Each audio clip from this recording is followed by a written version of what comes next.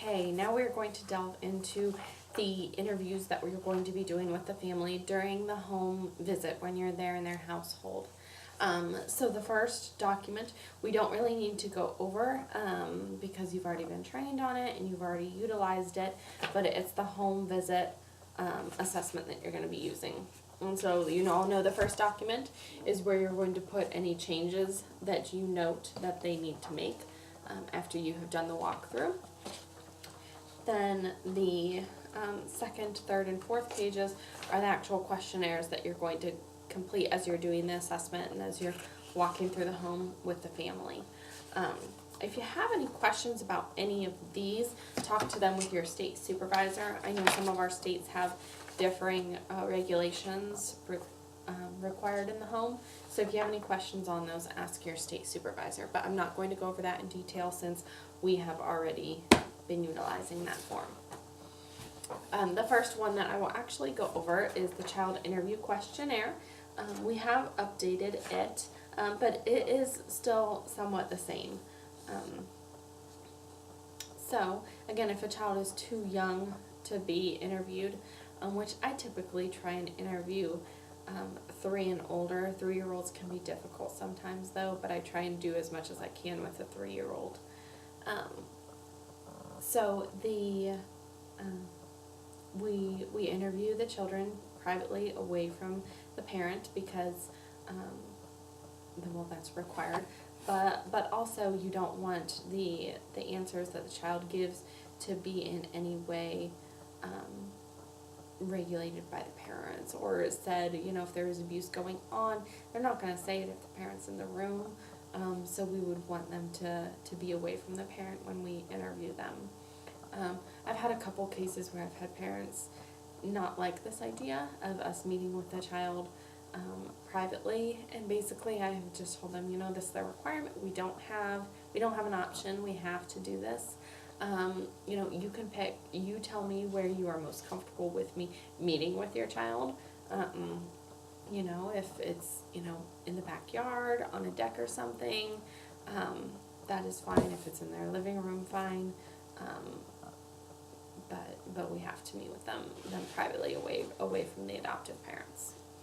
So you'll place on here the child's name, the date and the time of the interview. Ask them what their birthday is, what grade they're in, what school they go to, what their favorite subject is in school, what interests, hobbies do they have, and activities do they enjoy, what do they enjoy doing with their mother, and what do they enjoy doing with their father. We did add this question because we feel it's very necessary. What happens when you get in trouble? How do your parents discipline you?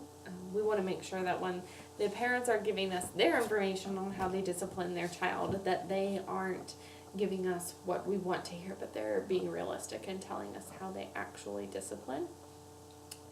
So we want to ask that of the children too. What do you think about having a new sibling? What will be the best part about having a new sibling? What will be the worst part about having a new sibling?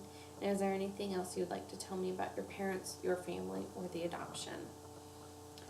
Some of the red flags that we look for in child interviews, of course, is if there is a great deal of angst towards the adoption process and they really want nothing to do with it, and if they're very adamant that they don't want their parents adopting.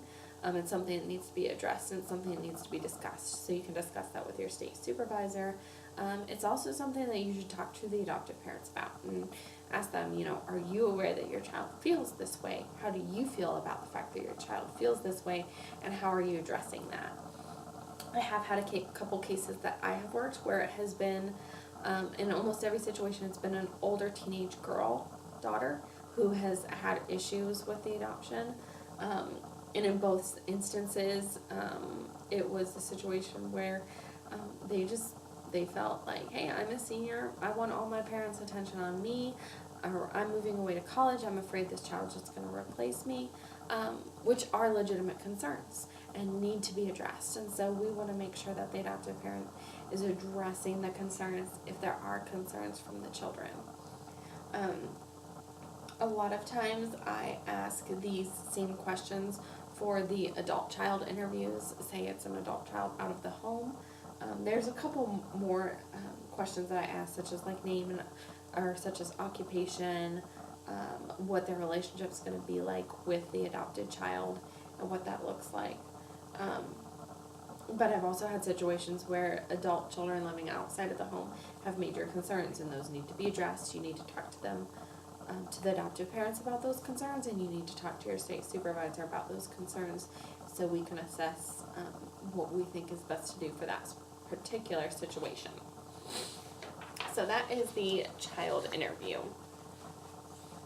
So the next two documents that we have the combined interview, which you're going to be doing with both parents together. Again, a lot of times they do that on the first home visit.